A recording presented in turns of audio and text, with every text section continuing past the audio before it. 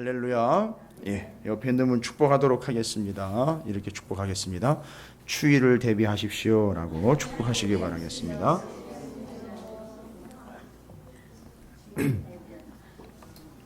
정말 느닷없죠.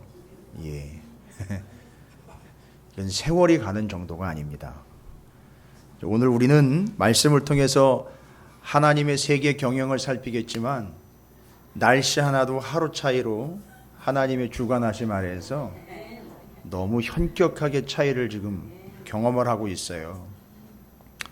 또 뇌졸중 조심하시라 그러더라고요. 또 더울 땐 더워서 조심하라 그러고 환절기에는 또 갑자기 바뀌니까 조심하라 그러고 아무튼 이 모든 것이 다 하나님의 손에 쥐켜져 있기 때문에 여러분 하나님께 의뢰하며 신뢰하는 연약한 게 아니라 의존할 수 있는 존재가 되었다라는 것에 감사하셔서 기도의 자리, 말씀의 자리로 함께 나오시기를 주님의 이름으로 축원을 드립니다. 제가 제 아내한테 나오면서 오늘 그랬어요. 참 기도하기 좋고 말씀 보기 좋은 절기가 왔네 하면서 그렇게 나왔습니다. 여러분도 동감하시고 공감하실 줄로 믿습니다. 여러분들은 뭐 늘 말씀과 기도로 충만하시기 때문에 뭐 절기 상관없이 그죠? 여러분 표정은 그런 것 같아요. 뭐 늘 보고 늘 기도하는데 뭐 목사님 특별한 절기는 아닌 것 같은데요. 이렇게 감사합니다. 그렇다면 저는 뭐 걱정이 없습니다. 근데 어쨌든 참 감사하게 더위가 물러가고 또 이렇게 선선한 가운데에 문 닫고 왔어요. 참 감사하죠. 여러분께서도 이 변화를 좀 감지하시기 바랍니다. 기후 변화가 아닌 하나님의 경영하심입니다. 오늘 우리가 두로의 이야기를 통해서 하나님의 세계 경영 이야기를 좀 나눠보고자 합니다. 세계 경영이라니까 뭐 사회적인 용어, 뭐 경제학적인 용어, 뭐 경영학적인 이런 거 아니에요. 경영이라는 용어는 원래 하나님의 용어예요. 다스리고 주관하시고 운영하신다라는 게 하나님 용어인데 이건 세상 사람들이 쓰다 보니까 이게 그런 사업적이고 사회적인 용어가 돼버렸는데 오늘도 그렇게 말씀을 붙잡고 꼭 응답받는 기도하시기를 부탁을 드립니다.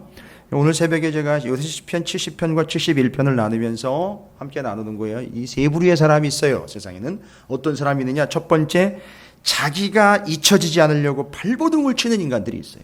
이 세상에는 자기 존재가 잊혀지는 것, 사라져가는 게 너무너무 아쉬워서 자기 이름 석자 남기려고 그렇게 애를 쓰는, 이 교회 안에도 그런 사람들이 있어요.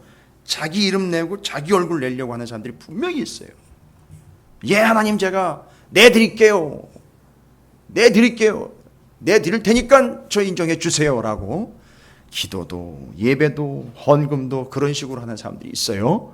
하여튼 자기 이름에 혈안이 되어 있어요. 자기가 드러나려고 아주 아등바등 하는데 이 역사적으로 대표적인 사람이 있다면 성경적으로 얘기할게요. 도미티안 황제라든지 네로 황제라든지 갈리굴라 같은 이런 사람들, 로마의 황제들이요 아주 환장하지 않습니까? 자기 이름 내려고 두 인간은 죽고 난 다음에 신으로, 한 인간은 살아서도 자기가 신으로, 자기가 신이 되어서 자기 이름을 내려고 했던 그 황제들, 대표적인 로마의 황제들입니다.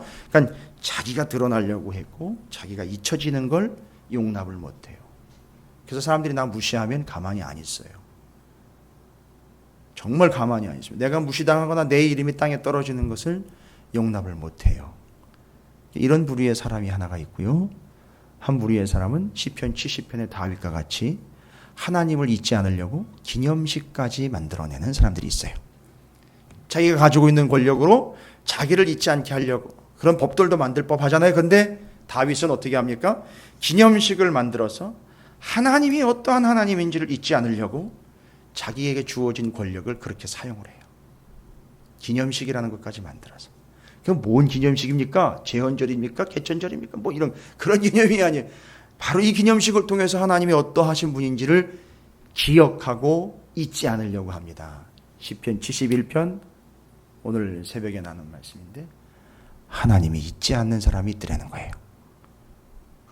자기가 잊혀지지 않으려고 자기 이름을 드러내려고 자기가 기억되려고 애를 쓰고 바등바등대는 사람들이 있고 하나님을 잊지 않으려고 애쓰는 사람들이 있고 하나님이 잊지 않는 사람들이 있다는 거죠. 제가 왜 이런 말씀을 드리냐면 오늘 새벽에 드린 말씀인데 잠깐만, 왜냐하면 오늘 기도하는 날이니까, 기도하는 저녁이니까 하나님 앞에 온전하게 응답받는 기도, 제가 오늘은 100%라는 표현까지 썼지만 온전히 응답받는 기도 분명히 있어요.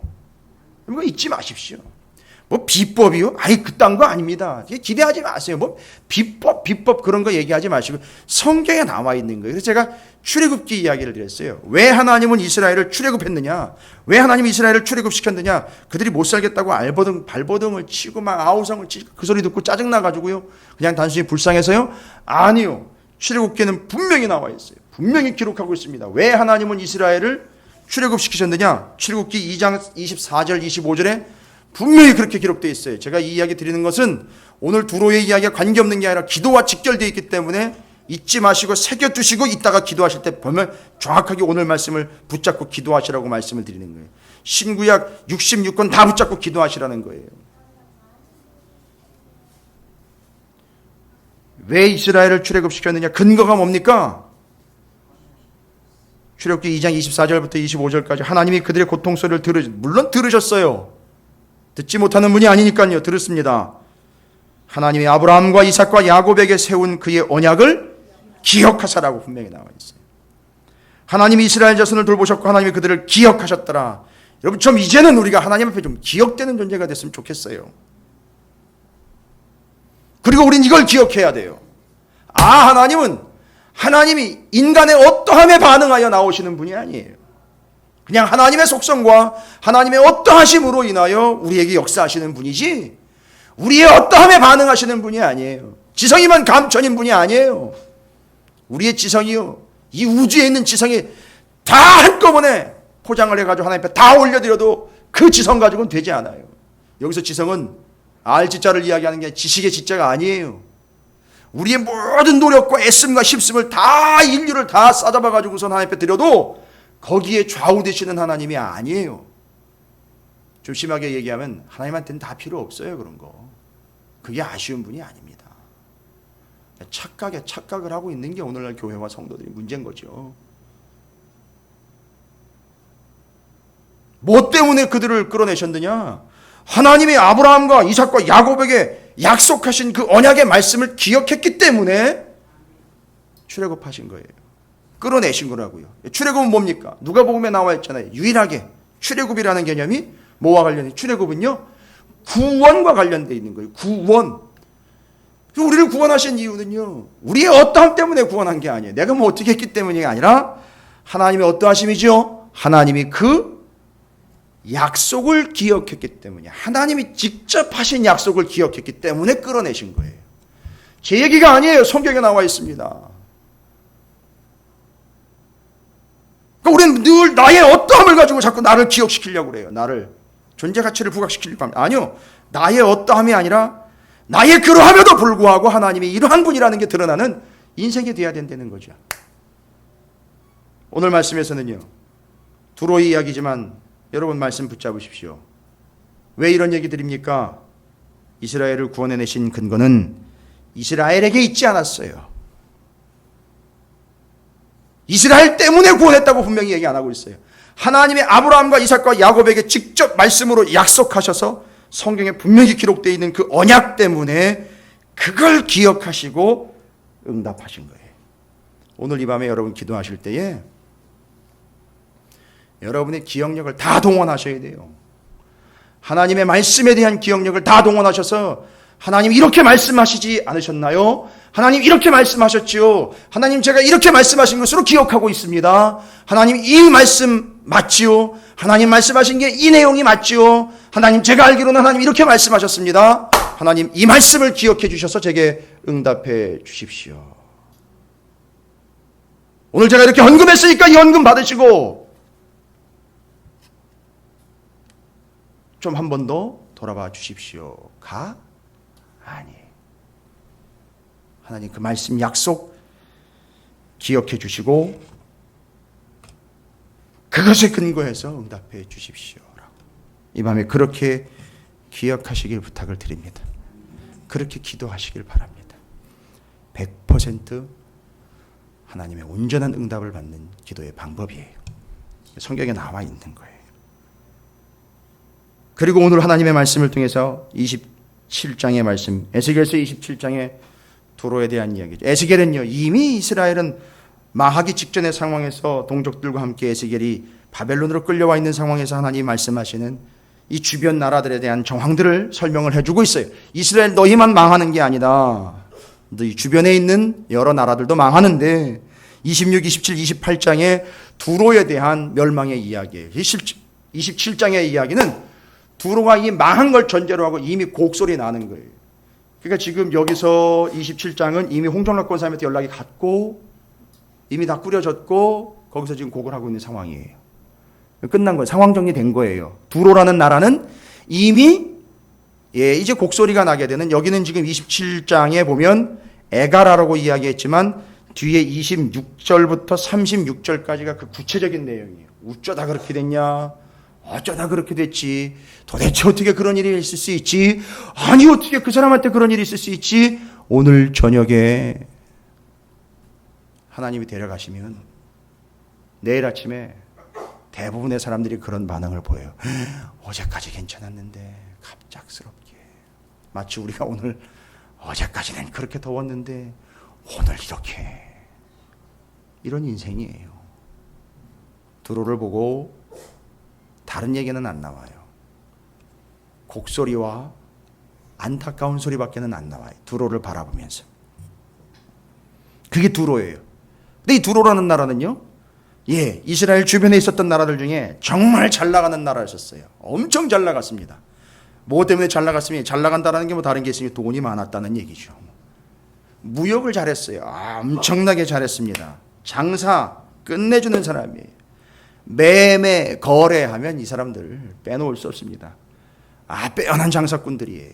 제가 이 두로라는 나라에 대해서 구체적으로나 자세하게 연구를 하진 않았지만 26, 27, 28장을 연구하면서 두로 그 시돈 왕, 두로와 시돈, 그 다음에 두로 왕과 이스라엘과의 관계에서 솔로몬, 열왕기 상에 나와 있는 솔로몬과 다윗과의 관계, 거기에서 정답을 좀 얻게 됐어요.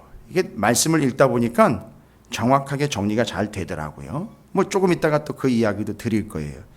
얼마나 이 사람들이 잘났는지 자기들 스스로가 자기가 아름답다라고까지 표현을 할 정도예요. 여기 지금 3절, 4절, 11절에 아름답다라는 표현을 감히 자기 자신에다 막 쓰고 있어요. 그게 뭔 얘기입니까? 참 잘났다, 이런 얘기를 지가 지 입으로 해요. 난 참 잘했다. 난 참 잘하고 있다. 나는 참 이 정도면 준수한 거지. 이 정도면 잘하고 있는 거지. 이 정도면 정성인 거지. 이만하면 뭐 개척교회에서 잘하고 있는 거지. 뭐 개척교회 얘기, 우리 교회 얘기니까 개척교회 자꾸 거들먹거리는 거예요. 큰 교회도 마찬가지예요. 야, 내가 이 정도 위치에서 이 정도 헌금하고 이 정도 하고 있고 이 정도 헌신하고 있고 이 정도 섬기는 거면 잘하는 거지. 딱 그 짝이에요. 두로라는 나라가 믿음이 있었던 나라는 아니지만 다른 나라들과 비교해서 이 정도면 뭐 어디 내놔도 뒤지지 않을 만큼 잘 나가는 나라지. 이 페이스대로 가면 전 세계 한꺼번에 먹어버릴 수 있겠구나. 웬걸요? BC 332년에 알렉산더에서 그냥 먹혀버리는 나라가 돼버리는 거지. 나중에 이제 그 나중 얘기니까, 신구약 중간 시대 때니까. 잘 보세요. 오늘 이 에스겔서의 이야기는요, 마태복음 같이 이야기 넘어가야 돼요. 마태복음 이야기까지 다 정리가 돼야지. 왜냐하면 이 두로라는 나라가 지금 마지막을 맞이하고 있기 때문에 천국은 마치라고 일컬어고 있는 하나님의 세계 경영에 대한 이야기들이 정리가 돼야 두로라는 나라가 얼마나 허망한 나라인지를 볼 수 있고요. 이 허망함이 두로라는 나라로 뒤집어 씌우시면 안 돼요. 우리 가운데 지금 뒤집어 씌워져 있는 악한 요소들이에요. 이거 걷어내야 됩니다. 오늘 저녁에. 얼마나 잘 나갔는지 잘 보십시오. 마치 한 척의 배에다 비유를 하고 있어요. 두로라는 나라를 얼마나 멋있는 나라고, 얼마나 잘 나가고, 얼마나 똑똑한지, 얼마나 돈이 많은지 아주 주체를 못합니다. 그걸 이해하기 쉽게, 두로라는 나라를 알아보기 쉽게 그림을 하나 딱 그렸는데요. 어떤 그림을 그렸느냐? 배 그림을 그렸어요. 어마어마한 배가 두로랑 비교가 됩니다. 이 두로가 바로 큰 배와 같은 모양새인데 잘 보시면 배를 짓습니다. 어떤 배냐?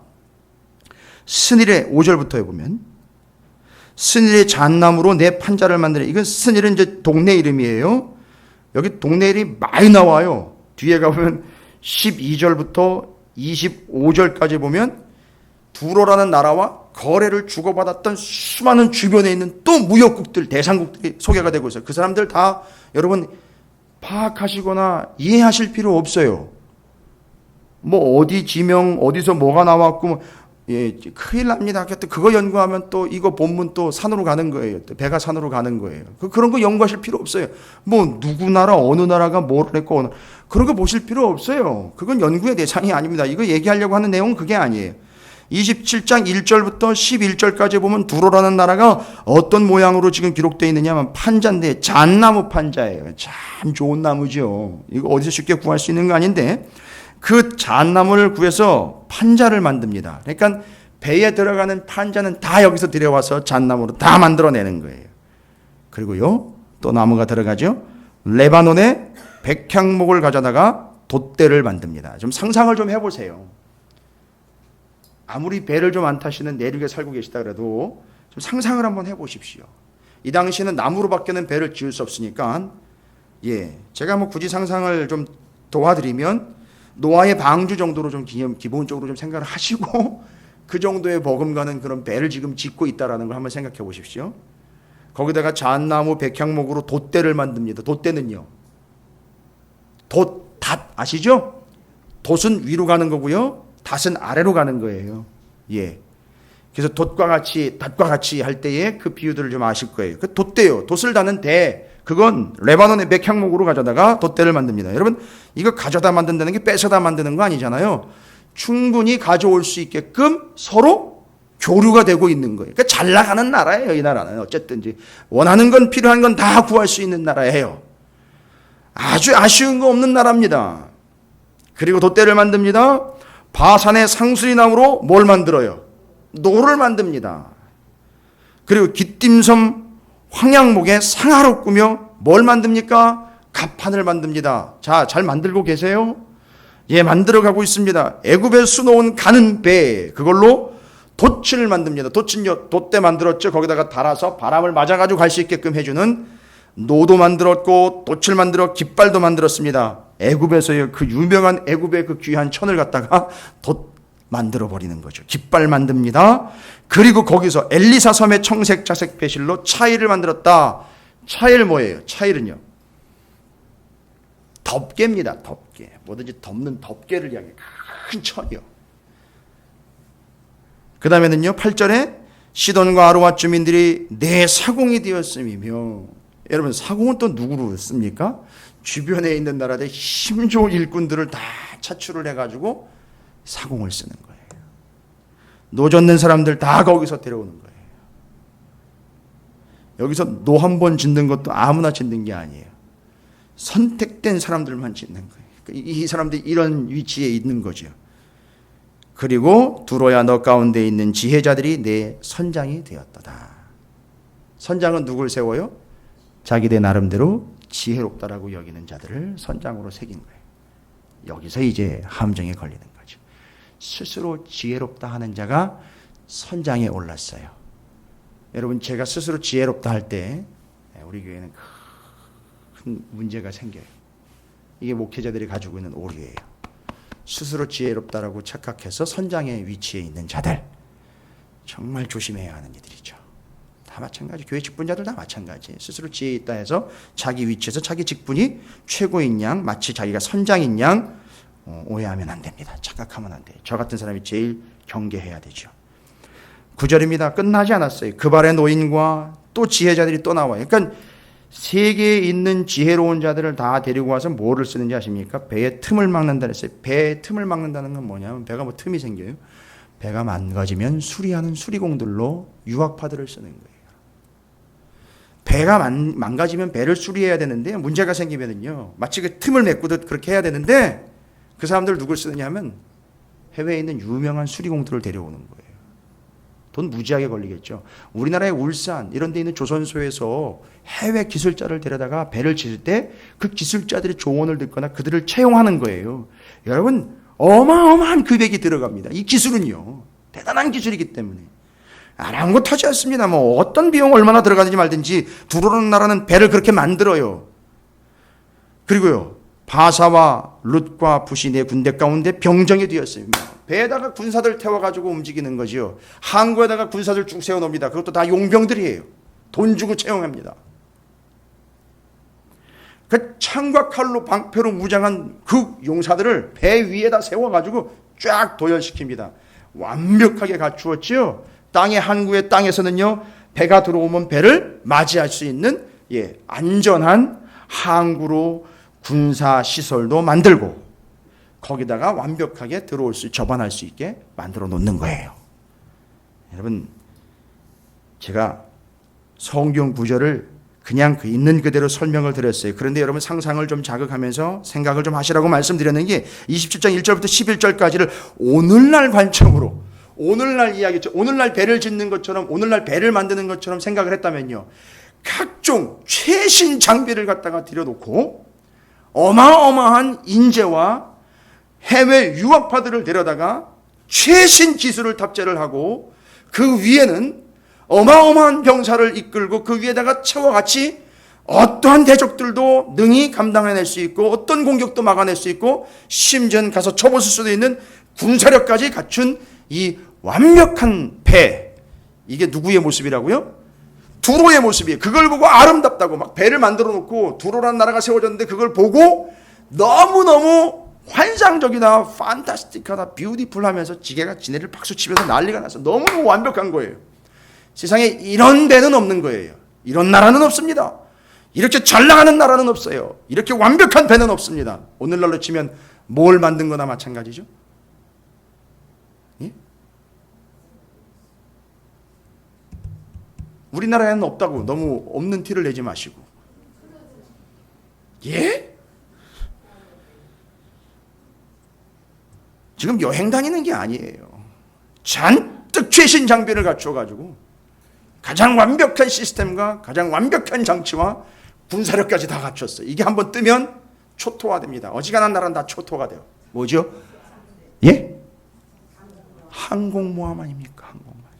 이거 생각해보세요. 이게 항공모함이에요.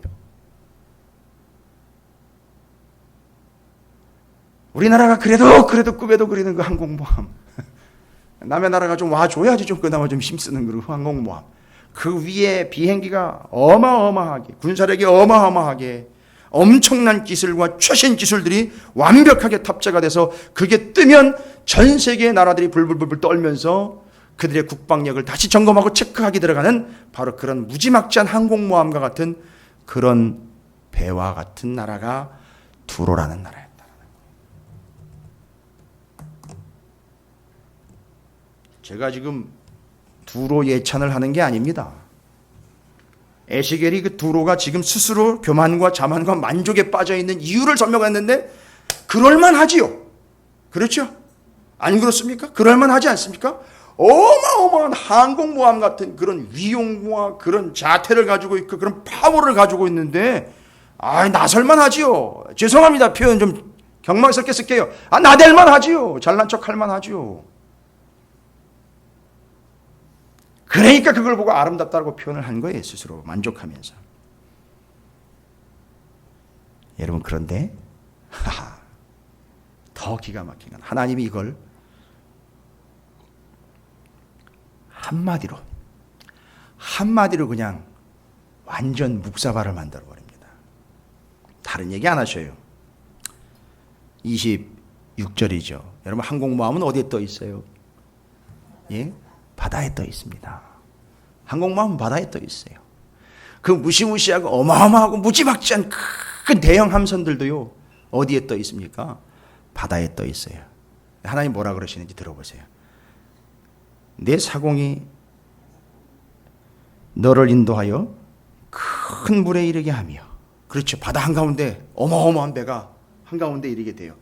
막 5대양 6대주를 막 누비겠지요. 그런데 하나님 어떻게 해요? 그런데 그 어마어마한 큰 배 항공모함, 그 배가 유유히 다니는 그 바다에 뭐가 불어요? 동풍이. 동풍이 됐든 서풍이 됐든 북풍이 됐든 남풍이 됐든 중요한 건 아니지만 동풍이라는 건 의미가 있기 때문에 동풍이라는 얘기를 쓴 거예요. 뭐죠?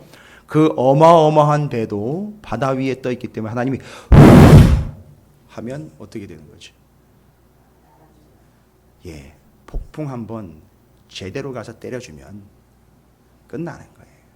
끝나는 겁니다. 아무리 큰 배가 됐고 아무리 무지막지한 장치를 가지고 있는 아무리 위용이 있는 큰 배라 할지라도 하나님이 주관하시고 계시는 이 바다를 한번 쥐라 펴락하시다가 한번 탁 놔버리면 쓰나미 같은 어마어마한 폭풍이 그냥 삼켜버리는 그런 연약한 존재가 될 수밖에 없다는 거죠.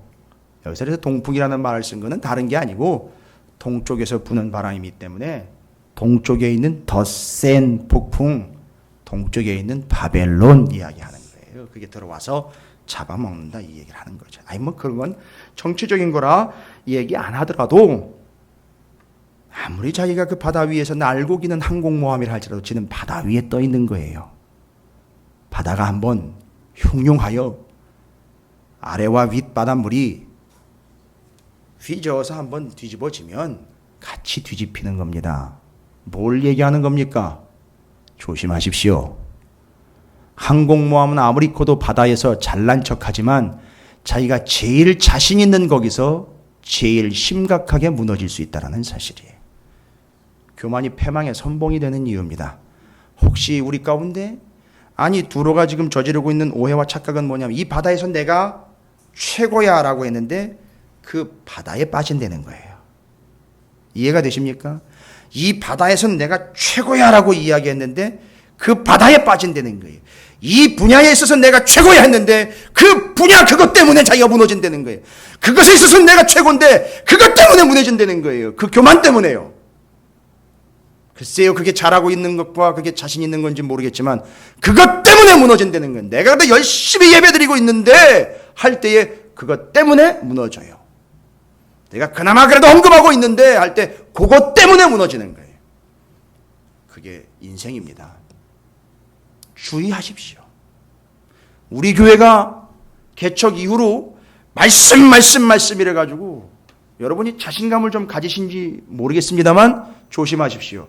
우리 교회가 아무리 말씀을 열심히 잘 알고 아무리 예전에 공부하지 못한 걸 새롭게 공부해서 새로운 걸 알아냈고 어떤 지식까지 어느 수준까지 오르는지 모르겠지만 그것 때문에 무너질 수 있어요. 그리고 나는 잘하고 있다. 그리고 나는 여기까지 이 정도로 해왔다 하는 그게 한순간 갑자기 일어서 항공모함을 삼켜버리는 폭풍이 될 수 있습니다. 여러분이 지금 혹시라도 조금 위안을 삼고 있는 뭔가가 있을 수 있어요. 그래도 나는 다른 건 다 무너져도 나한테는 그래도 요게 있기 때문에 나는 그래도 조금은 여지가 있지 하는 것, 그것 때문에 무너질 수 있어요. 바로 거기에 무너져요.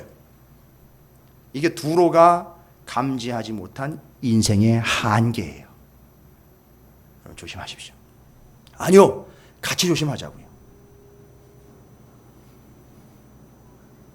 저도 마찬가지예요. 저도 이 정도 교회 뭐 여기서 이렇게 됐고, 이 정도 됐고, 이 정도 수준 여기까지 왔고 하면, 이 정도면 됐지. 그때 거기서 무너지는 거예요. 거기에 제가 꼬꾸라지는 거예요.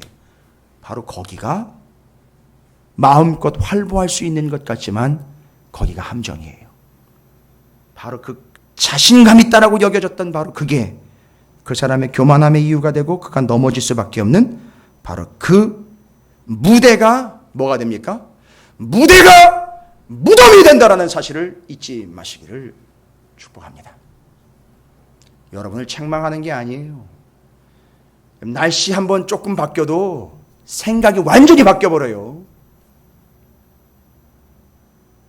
아침에 먹었던 그 한 끼 밥이 점심 때 여기서 조금만 걸려버려도 우리 전체 몸이 반응이 와요. 그래가지고 약 찾아 먹고 누웠다 앉았다 일어났다 찜질했다가 전 난리가 납니다. 그게 인생이에요. 여러분, 우리는 우리 스스로가 이 문제를 심각하게 바라봐야 됩니다. 두로는 우리에게 이걸 얘기해주고 있어요.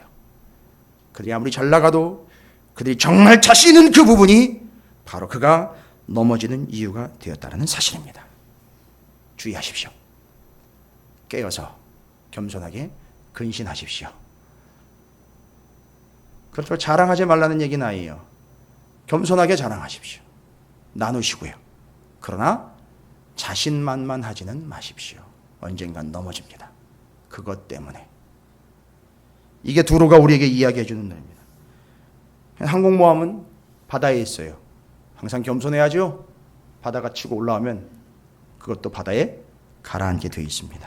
자, 두 번째로 두로의 이야기는 26장에 지난 수요일 날 우리가 나눴지만 다시 한번 살피고 가야 될 중요한 이야기가 기록이 되어 있습니다. 이 두로라는 동네는 어떻게 건설이 된 동네냐 하면 해안에서 약 1km 정도 바다로 나가서 인공섬처럼 만들어진 그런 동네예요.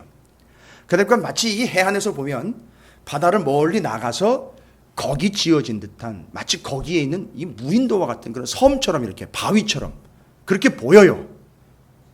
근데 지금 26장에 보면 하나님의 심판을 받게 되는 두로라는 나라에 대해서 뭐라고 얘기하느냐면 26장 4절에 그 주변에 있는 나라들이요 그를 공격하거나 그가 심판을 받게 돼서 어떤 상태가 되느냐 하면 그들이 두로의 성벽을 무너뜨리며 그 망대를 할 것이요 나도 티끌을 그 위에 쓸어버리면 어떻게 된다고요? 맨 바위요. 맨 붕이 아니라 맨 바위요. 그러니까 맨 바위가 되는데 어떻게 돼요? 바위 위에 무엇이 이렇게 쫙 서 있는 것 같은 모양새인데 뭐가 싹 쓸고 지나가죠? 바다 한가운데 있으니까. 물이 싹 쓸고 가면 어떻게 돼버려요? 예, 싹 지나가고 뭐만 남아버리죠? 바위만 남아요. 요 모양, 요 꼴 된다는 거예요. 근데 오늘 우리가 좀 살펴봐야 될 두 번째 두로가 우리에게 주고 있는 교훈은 뭐냐면 14절에 너를 맨 바위가 되게 한즉, 그렇죠? 맨 바위는 이제 좀 전에 말씀드린 거죠. 싹 쓸어가지고 아무것도 없는 그냥 바위만 남아있는 그런 모양새가 되고 내가 그물 말리는 곳이 되고 다시는 건축되지 못하리니 난 여호와가 말하였습니다. 주 여호와의 말씀이라. 그물 말리는 곳이요. 여러분 그물 말리는 곳 하면 좀 떠올려 보시기 바랍니다.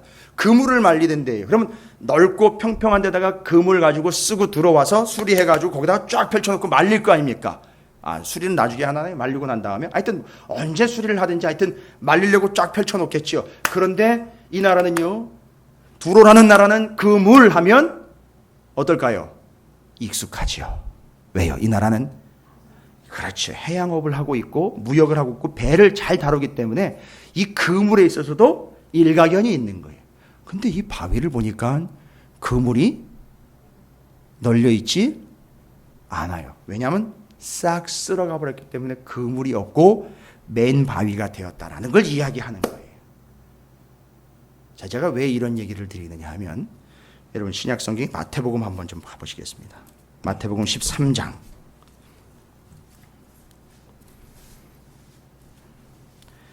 저 그물 이야기를 좀 제가 드려야 될 것 같아요. 여러분께서도 그냥 단순한 이야기로 좀 삼고 넘어가지 마시고 삼성의 깊은 이야기들이 이렇게 연결될 수 있고 좀 연결해서 이야기하시고 나누어 보신다면 참 의미가 있을 것 같습니다.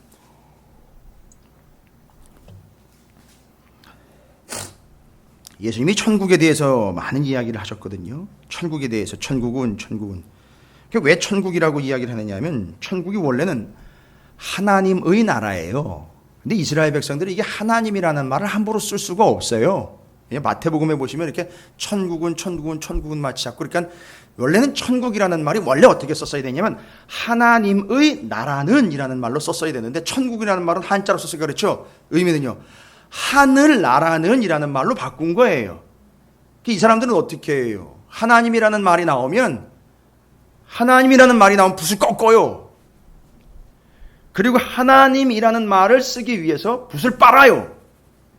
그리고 하나님이라는 글자 딱 한 번 쓰고 붓을 또 꺾어요. 그러다 또 하나님이라는 말이 나오면 또 꺾어요. 또 쓰고 또 꺾습니다. 이거예요. 그러니까 하나님이라는 말을 함부로 쓸 수가 없는 거예요. 그렇죠. 대단한 믿음이었죠. 하나님을 향한 존경과 경외인 거예요. 그걸 표시한 거예요. 그러니까 하나님이라는 말을 함부로 불을 썼으니까 하나님의 나라는 이라고 하진 않고 대체적인 의미로 하늘나라는 이라는 말을 쓴 거예요. 그게 우리 한자 성경으로 나오다 보니까 한글로 번역이 되면서 천국은 이렇게 된 거지. 원래 의미는 하나님의 나라는 이 이야기예요. 근데 그 하나님의 나라를 비유를 할 때 마태복음 13장 47절부터 50절까지 이 이야기가 나와 있어요. 뭐가 나와 있느냐 하면 또 천국은 하나님의 나라는 마치 뭐예요? 바다에 치는 각종 물고기를 모는 뭐와 같다? 그물과 같다라고 이야기를 했어요. 그물에 가득함에 물가로 끌어내고 앉아서 좋은 것은 그릇에 담고 못된 것은 내버리느니라. 여러분 여기 지금 그물이라는 말로 헬라어로 사게네라는 단어예요. 사게네. 그런데 이 사게네라는 그물은 아주 큰 그물이에요. 그러니까 사람들이 그냥 몇 명이 들러붙어 가지고 던졌다 끌어올리는 그런 그물이 아니에요. 이리 좀 와서 나 좀 도와줘 했던 그런 얘기가 아니에요. 배가 하나가 나오고 물가에 누군가 기다리고 있다가 이 큰 그물이요, 쌍끌이라고 얘기를 하고, 우리나라 말로는 쌍끌이, 저 밑에까지 납덩어리가 쭉 들어가지고 이걸 쫙 끌고, 그건 잘 들어보세요. 해안가에서는 어부가 기다리고 있어요. 배가 해안과 연결된 그물을, 해안과 연결된 그물이에요. 말뚝에 박아놓던 한 배에 또 묶어놓던 해안과 연결된 그물을 배 한 척이 끌고 쑥 돌면서 먼 바다까지 갔다가 어떻게 해요? 그걸 싹 끌어가지고 해안으로 다시 들어옵니다. 그러면 그 해안가에 있던 그 어부는 싹 끌고 들어온 그 그물을 쫙 끌어올려서 거기 앉아가지고 그 그물 안에서 쓸모없는 물고기들을 어떻게 합니까? 건져내는 거예요. 그걸 뭐라고 얘기했냐면 49절에 세상 끝에도 이러하리라. 천사들이 와서 의인과 악인을 아니에요, 여러분. 의인 중에서 악인 골라낸다는 거예요. 마치 가라지 비유 기억나십니까? 알곡 속에서 가라지를 건져내듯 그렇게 의인 중에서 악인을 건져낸다는 거예요. 이걸 마치 그 그물 비유로 마지막 때 심판의 이야기를 하고 있는 거예요. 그래서 시간적인 해안가와 장소적인 해안가로 표현이 됩니다. 뭐예요? 마지막 때가. 그러니까 그 얘기는 뭐예요? 이 세상의 모든 사람들은 다 마지막 때 다 어디 걸려들게 돼 있다? 그물에 걸려들고 해안가에 앉아 그걸 골라내는 주 예수 그리스도에 의해서 어떻게 된다는 거죠? 악인들은 의인들 가운데서 골라낸다는 거예요. 제가 왜 이 이야기를 드리느냐? 제가 하나님으로부터 받은 영감이에요. 이상하게 생각하지 마십시오. 말씀이 갑자기 탁 연결이 돼. 두로가 가지고 있던 착각이 뭐냐? 연결되세요? 두로가 가지고 있던 착각. 지들이 그물을 다루는 존재인 줄 알았어요. 문제는 자기들도 그 그물 안에 걸려서 마지막 때에는 심판받는 존재라는 것을 잊고 사는 거예요. 자기네가 그물을 가지고 운영을 해서 그것을 고기를 잡아먹고 인생을 영위하면서 부를 축적해가는 그런 인생인 줄 알았는데 나중엔 자기도 해안가에서 곤란함을 당하는 심판의 대상이 된다는 걸 까마득하게 잊고 사는 거예요. 하나님께서 그래서 어떻게 하셨어요? 그들이 썼던 모든 그물들을 다 어떻게 해요? 말려놓으려고 걸쳐놨던 모든 그물들을 다 어떻게 하신 거예요? 싹 쓸어버리신 거예요. 바닷물 한번 싹 던져가지고선 그물이고 뭐고 다 쓸어가게 하시고 너희들도 쓸어서 마지막에 해안가에 다 몰아놓으면 그때 내가 거기 서서 건져낸다 이거죠. 너희들이 그물을 쓰는 존재가 아니라 너희는 결국 그물에 걸려서 하나님의 심판의 대상이 되는다. 잊지 말아라. 이걸 얘기하는 거예요. 그래서 그물 얘기는 거기서 멈추지 말고 이렇게 연결이 되어서 이해하셔야 돼요. 그걸 이해하지 못한 거죠. 너무너무 분명한 겁니다. 그래서 예수께서 27장의 내용에서는 두로가 가지고 있는 그 오해와 착각들을 이렇게 기록을 하고 있습니다. 겸손해야죠. 자기가 그물을 쓰는 존재, 자기가 그물을 운영해서 그것을 거둬들이는 존재가 아니라 자기도 그물 안에 걸려서 나중에 하나님이 건져내는 심판의 대상이고 갈라내는 존재가 된다는 사실 잊지 말아야지요. 한 두 가지 더 알아봐야 돼요. 오늘 27장은요 아주 많은 내용들이 담긴 아주 풍부한 내용입니다. 마치 어장과 같은 거예요.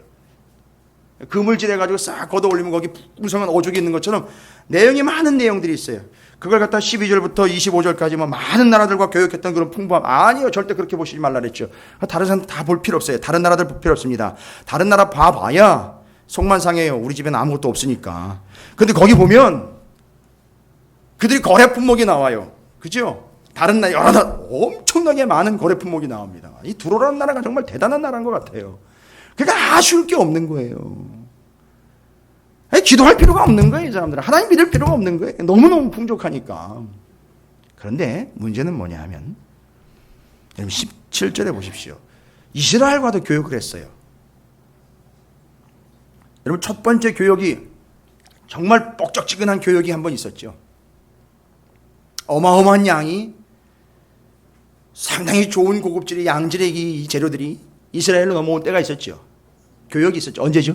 솔로몬 왕 때 성전을 지을 때 백향목, 잣나무, 여러 가지 그들의 기술자들이 넘어왔어요. 그렇죠? 여러분 지금 에스겔서는 이제 그로부터 몇 년이 흐르는 거라고. 약 왕정. 그러니까 약 500년 뒤의 이야기예요. 근데 그때 그 두로 왕이 뭐라고 얘기했냐면, 두로 왕 시돈이 뭐라고 얘기했느냐면, 그걸 우리가 대드릴 테니까 우리에게 뭘 달라 그러는지 아세요? 예. 그렇죠. 우리가 아직 열왕기상 11장을 해야 되니까 상당히 멀리 왔네요. 열왕기상 5장이니까 잃어버려도 한참 전에 잃어버리셨을 텐데, 열왕기상 5장에 보면 그때 그 이야기가 나와요. 두로와 교역했던 얘기가 나와요. 열왕기상 5장 7절부터 12절 얘기잖아요. 그러니까 에스겔서의 500년 전 얘기예요. 500년 전에 솔로몬 왕, 다윗 왕과 관련돼 있던 두로 왕이 그들이 백향목을 보냈어요. 기술자 보냈습니다. 아주 성심성의껏 잘 싸서 보냈어요. 그리고 그들이 요구한 게 뭐냐면, 그렇게 대드릴 테니까 그거 좀 받으시고, 9절에 보십시오. 5장 9절에 내 종이 레바논에서 바다로 운반하겠고 내가 그것을 바다에서 뗏목으로 엮어 당신이 지정하는 곳으로 보내고 거기서 풀리니 당신을 받으시고 내 원을 이루어 나의 궁정을 위하여 음식물을 주소서 하고 솔로몬의 원대로 백향목 제목과 잣나무 제목을 주매 솔로몬이 히람에게 그의 궁정의 음식물로 밀 2만 고루와 맑은 기름 20고루를 줬다라고 나와 있어요. 그러니까 식량인 거예요. 밀, 기름 이런 것 그때 그렇게 받고 그렇게 주고 거래가 됐었어요. 근데 잘 보십시오. 에스겔서 27장 17절 해보면 기억하기도 좋아요. 27장 17절이에요. 유대와 이스라엘 땅 사람들이 뭐래요? 내 상인이 됐대요. 이스라엘 백성들이요. 열왕기상 5장에 보면 솔로몬 왕에게 마치 뭐 하는 모양으로 보입니까? 열왕기상을 보면 바치죠. 납세를 하는 것처럼 보이는데 에스겔서에 오면 되려 이스라엘 백성들의 상인들이 누구의 수하에 들어가 있죠? 두로의 수하에 들어가 있어요. 500년 동안 역전이 된 거예요. 그리고 계속 뭘 갖다 대는 거죠? 밀과 과자와 이제는 늘어났어요. 품목이요. 잘 보십시오. 밀, 과자 주시면 저희가 알아서 해먹을게요 했는데 이제는 뭐가 되었어요? 밀, 과자, 꿀. 옛날에는 밀가루하고 기름 알아서 먹으라고 줬는데 이젠 과자까지 만들어 거기다 꿀까지 발라서 유향까지 쳐서 주는 거예요. 엄청난 교육의 성과입니다. 할렐루야! 풍성해진 거예요. 달래는 대로 지금 다 주고 있는 거예요. 다 빨려버린 거예요. 저는 이제 그걸 얘기하려고 하는 게 아니라 다른 나라들과의 교육품을 좀 보십시오. 나라가 어디든지 어떤 나라인지 그걸 상기지 마시고 다른 나라와 두로가 거래하고 있는 내용들을 보면 주로 만들었거나 공산품이라거나 제작한 거나 물품이에요. 그런데 유독 이스라엘과 거래하는 것은 양식이에요. 양식이라고. 이 사람들 과자 만드는 건 기가 막히게 만들잖아요. 왜요? 예? 아니 과자 만드는 거 기가 막히게 만들잖아요. 떡 만드는 거, 빵 만드는 거 기가 막히게 만들잖아요. 왜요? 아니 6월절에 무교절에 다 지키고 있고 성전에다가 계속 갖다가 만들어서 바치잖아요. 그 깃을 갖다가 지금 만들어 바치고 있는 거예요. 에이구, 그 꼴하니 참 거기까지 그렇게 그렇게 보지 마세요. 다른 나라는 다 그러지 않았어요. 그런데 이스라엘은 여기다가 양식을 갖다 줬다고요. 그러면 육신의 양식만 갖다 주지 말고 영의 양식을 먹여서 제대로 하나님을 믿게 만들어야 되는 거 아닙니까? 500년 동안 그냥 그것만 한 거예요. 왔다 갔다만 하면서 그냥 빌부터 살거나 이익만 나눠 갔거나 그런 짓을 한 거예요. 이게 이스라엘이 결국 그렇게 해서 이용당하는 꼴이 돼버린 거예요.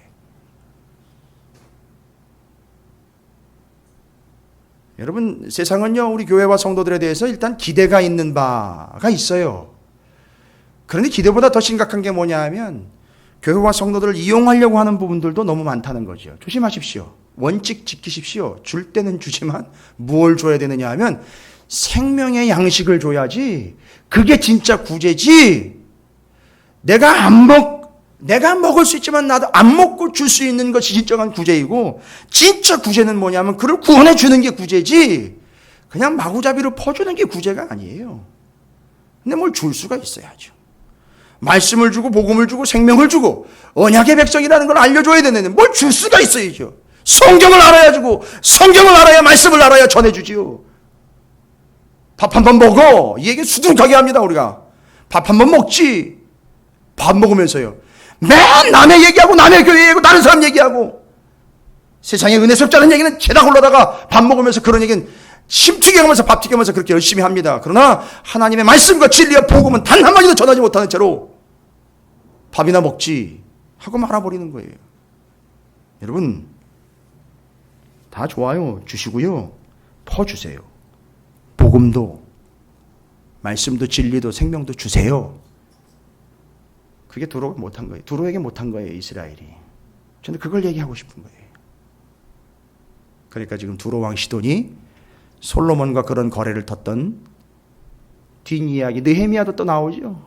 말씀드렸죠. 느헤미야의 회복된 성벽 안으로 두로의 상인들이 또 들어와가지고 안식일을 범하게 만들어버리는 그 뒷이야기도 또 나오잖아요. 그러니까 그 두로 왕 시돈이 솔로몬과 그 열왕기상 5장에 보면 뭐를 맺어? 침묵하여 두 사람이 함께 약조를 맺었다 그랬어요. 그 본심이 뭔지 보이는 거예요, 여러분. 500년 뒤에 이야기 딱 보세요. 본심이 딱 보이는 거예요. 그것 때문에 이렇게 된 거예요, 결론. 뭐지요? 두로 왕 시돈이 정말 솔로몬을 존경한 것이 아니라 솔로몬의 지혜를 이용을 해서 뭐 해보겠다는 거죠? 장사해보겠다는 얘기인 거예요. 아니, 시바의 여왕이 와가지고 지혜를 배워가러 왔지 않습니까? 아니, 그렇게도 하는데 두로 왕한테는 얼마나 좋은 기회예요. 갖다 바치고 그거 배워서 이 지혜 가지고 장사 한번 해보면, 야, 대박 나겠다. 대박 났어요. 진짜 대박 났어요. 두로가요. 잘 먹고 잘 살게 됐습니다.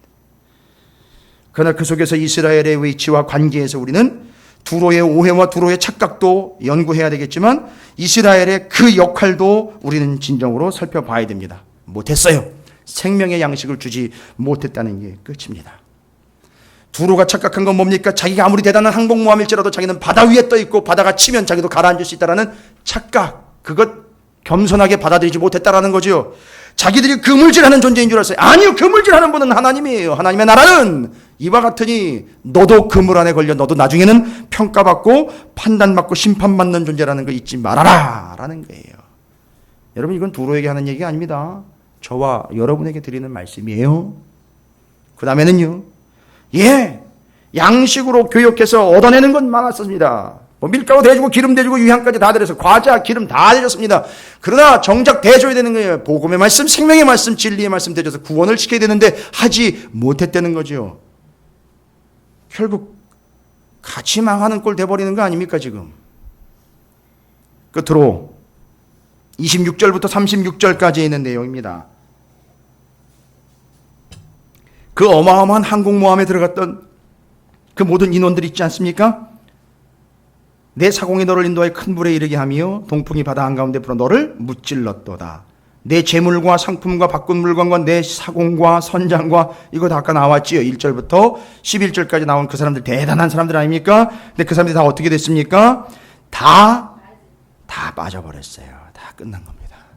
자, 이거 뭐 다시 살필 필요 없어요. 이건 끝난 거예요. 왜죠? 동풍 불어온 겁니다. 하나님 부르게 하신 거예요. 그리고 뒤집어 온 거예요. 그리고 그걸 봤어요. 주변에 있는 나라들이요. 함께 교역했던 나라들이 다 봤습니다. 그게 35, 36절 그 사람들이 하는 얘기예요. 뭐라고요?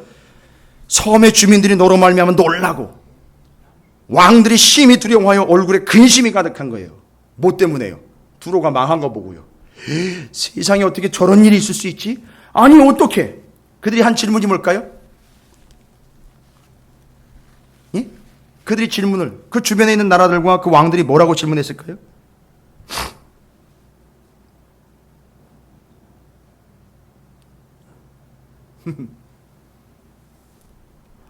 아니 어쩌다가 저렇게 됐지? 아니 저럴 리가 없는데? 아니 정말 잘 나갔는데? 정말 튼튼했는데? 견고하고 단단했는데? 절대 그럴 사람이 아닌데? 그럴 리가 없는데? 했는데 넘어졌어요. 무너진 거예요. 여러분, 저도 그 대상이에요. 우리가 다 그 대상입니다. 겉으로는 그럴 리 없는데 가보면 그렇게 넘어지는 거예요. 다음은 누구 차례입니까? 그 다음은 누구 차례예요? 요즘에 시끄럽지 않습니까? 누구도 뻥뻥 나가 떨어져, 누구도 뻥뻥 나가 떨어져, 누구도 넘어가, 누구도 넘어가, 누구도 넘어가. 우리 남 얘기하기 참 좋아해요. 그 다음 차례가 누군지 아세요? 나예요, 나. 그 다음에 나라고요. 남 얘기하기 좋아하죠? 그 다음이 나라는 사실 잊지 마세요. 정말 두려워요. 진짜 두렵고 떨려요. 그래서 오늘이 끝이라고 생각을 하고 말씀을 전해야 되고요. 오늘 끝이라고 생각하고 하나님께 헌신해야 돼요. 오늘 마지막이다라는 믿음을 가지고 기도해야 되는 거예요. 내일 또 하면 되지 하는 그 사람에게 내일이 없는 거예요. 조금 여유 있지 하는 그 사람에게 여유가 진짜 없는 거예요. 오늘 말씀이 그거예요. 많은 민족의 상인들이 다 너를 비웃으며, 여기 비웃었다는 얘기는요 조롱했다는 얘기가 아니에요. 기가 막혀가지고요 헛웃음이 나오는 걸 이야기하는 거예요. 참 어떻게 이런 일이 있을 수 있지. 야, 참 기가 막히다. 야, 내가 살아 평생에 내가 두로가 망하는 건, 두로가 저렇게 넘어진다는 건 난 상상도 못했다. 이런 거예요. 근데 넘어지는 걸 어떻게 해요? 근데 무너지는 걸 어떻게 해요?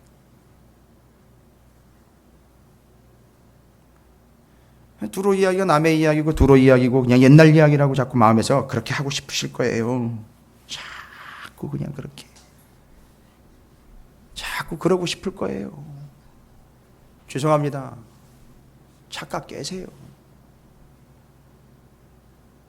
저도 이거 받아들이는데 참 어려웠어요. 이건 제 얘기예요. 우리 얘기라고요. 오늘날 교회 얘기란 말이에요. 성도들 얘기예요. 단 한 명도 예외 없는 우리들의 본질이에요. 어떻게 저러나 저렇게 됐지? 그 사람 열심히 다니는 줄 알았는데 어떻게 그렇게 됐지? 열심히 하는 줄 알았는데 어떻게 그렇게 됐지? 열심히 가면 둘째가 나면 서러울 정도로 그렇게 했는데 어떻게 그렇게 됐지? 정말 자신만만했는데 그 사람 똑똑했는데 자기 주관이 철저했는데 맞아요. 그것 때문에 넘어진 거예요. 그 사람 하나님 때 복 많이 받았는데 맞아요. 그것 때문에 넘어진 거예요. 그러면서 이제 질문이 생기죠. 어떻게 그런 나라가 저렇게 됐지? 뒤에서 두로를 쥐고 있는 손을 발견합니다. 바로 그것이 하나님의 손이에요. 저 나라가 저렇게 된 데에는 저 나라의 자신들의 잘못이 아닌 이 세계를 경영하는 하나님의 경영 원칙에 의하여 넘어질 게 넘어지고 쓰러질 게 쓰러진 것이로구나. 세계 경영의 키를 쥐고 계시는 분은 하나님이로구나 라는 걸 알게 되는 겁니다. 이게 두로의 이야기입니다. 오늘 여러분이 두로 이야기를 통해서 우리 안에 있는 우리 스스로를 매장시킬 수 있는 우리의 겸손의 요소들을 하나님 앞에 낱낱이 다 알으시길 바랍니다.